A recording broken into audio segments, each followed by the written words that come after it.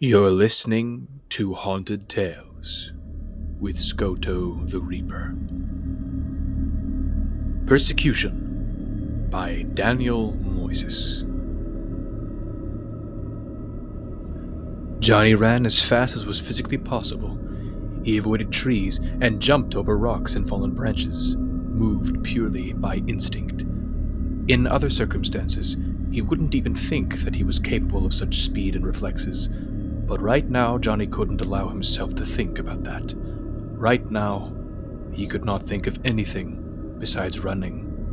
Running away from his pursuer. Running to his salvation. When he judged he should be at a safe enough distance, Johnny stopped and swiftly threw himself behind a large bush. He needed to analyze the situation, plan his next move, and, above all, he needed to locate his pursuer. Not being able to see the one chasing him was quickly overflowing his mind with desperation, making it harder and harder to think clearly. The other one could be far away, close behind, or even hiding somewhere, waiting to catch Johnny in a trap. He had to make sure that he was safe, at least for the time being, so that he could make the right decision. Hidden behind the bush, Johnny looked for an opening between the leaves and branches from where he could look at the ground before him without exposing himself. He then began the desperate task of trying to find his pursuer.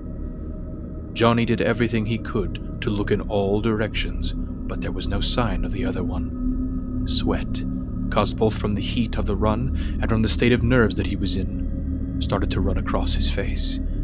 His heart was beating faster and faster, to the point that it seemed like it would jump right out of his chest at any moment.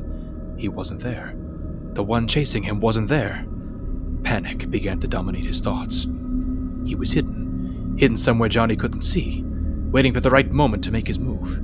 He had him trapped like a cat playing with a mouse, having fun just watching his victim becoming more and more desperate. Maybe he was, at that exact moment, sneaking from behind him, just about to grab him. Johnny quickly turned, certain that there would be someone right at his back. But there was no one. The silence was becoming maddening, so Johnny decided he would start running again, as fast as possible. But just when he was getting up, he saw, through the bush, something moving ahead. There he was, his pursuer, walking with a disturbing calmness. Nevertheless, Johnny felt greatly relieved and was once again capable of thinking rationally. Now, he had to decide his next move. Should he remain hidden, hoping that the pursuer didn't see him when he passed nearby? Or would it be best to risk another run, even though the other one seemed to be far less tired than he was?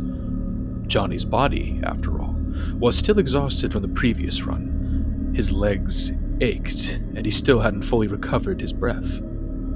Still, he wouldn't let that keep him from running miles and miles if it came to that. He wouldn't give in to exhaustion until he was safe, because if he was caught... But he interrupted the thought immediately. Being caught was not an option. Slowly and calmly, the predator approached. Had he spotted Johnny's hiding place? If that was the case, he was doing a very good act, because he was looking in every direction, apparently still searching.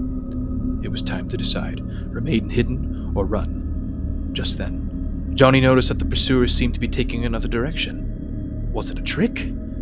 One way or another, Johnny decided to take that chance and get out of there. He had already planned his route. First, he would leave the protection of the bush and hide behind a large tree that was in an opposite direction to where the pursuer was going. If he succeeded getting there without being seen, he could run in that direction pretty much safely. Johnny took a big breath and waited for the right moment when the pursuer was looking the other way. As soon as the moment came, he jumped from behind the bush and ran towards the large tree as fast and silently as he could. He pressed his back against the trunk of the tree and, with extreme caution, turned his head to see if his movement had been noticed. The pursuer didn't appear to have heard or seen anything and was still walking in the other direction. Johnny released his breath, full of relief. He was practically safe now, as it would be very difficult to spot him now. Before going forward, He looked one more time at his previous hiding place, behind the bush, and there he saw something. Right at the spot where he had spent those desperate moments, something was sparkling with the sunlight. He took a better look and realized what it was. Apparently, at some point, in the short time that he was there, his cell phone had slipped from his pocket and fallen to the grass. Without hesitation, Johnny considered his cell phone as lost. There was no way he would risk being seen in the attempt of getting it back. It was just a cell phone, after all, and a really old one, too. The pursuer was quite far now. It was time to make his triumphant escape. He had barely taken his first step when music started to play. Music that, to his horror, Johnny recognized immediately.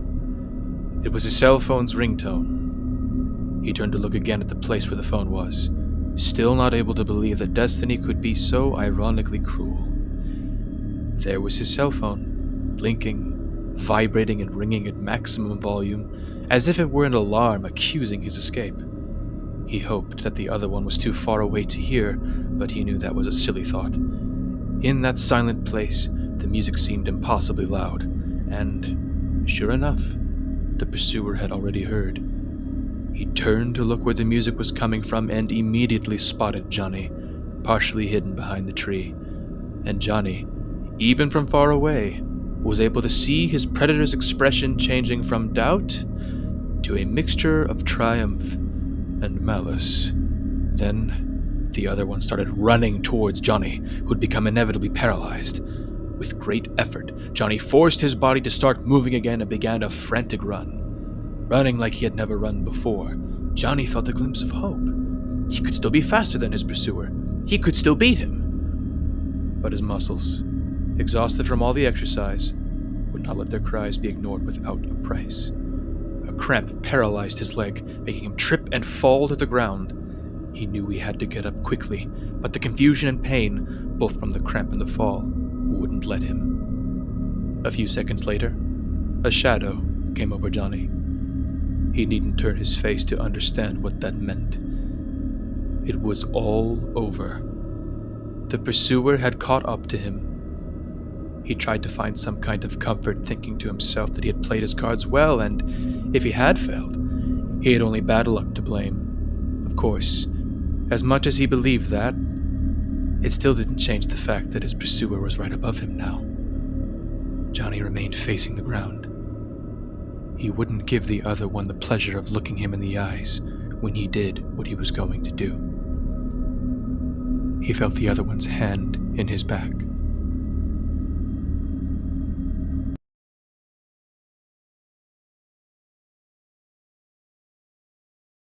Gotcha! You're it. Yelled the one that until now had been the pursuer, just as he started to run away from Johnny. Johnny got up slowly, brushed the dirt off his clothes, and looked fixedly to where the other was running. The pain was almost gone now. It was time for revenge.